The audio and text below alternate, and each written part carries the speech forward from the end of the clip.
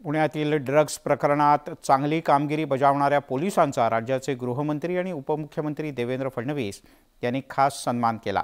यावेळेला पुणे पोलिसांचं अभिनंदन करतानाच देवेंद्र फडणवीस यांनी 25 लाख रुपयांचा पुरस्कार जाहीर केला। भविष्यात सुद्धा ड्रग्ज फ्री महाराष्ट्राची मोहीम सुरू ठेवू असा विश्वासही त्यांनी व्यक्त केला आहे।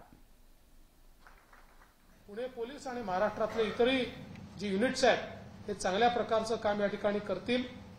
आज ही जी अतिशय चांगली कारवाई आमच्या पुणे पोलिसांनी केली आहे त्याबद्दल त्यांचं अभिनंदन करताना मी त्यांना 25 लाख रुपयाचा पुरस्कार हा या ठिकाणी जाहीर करतो आणि निश्चितपणे भविष्यातही एका नवीन जोमानं, नवीन उमेदीनं, नवीन ऊर्जेने ड्रग्सच्या विरुद्धची लढाई आपण अशीच लढत राहू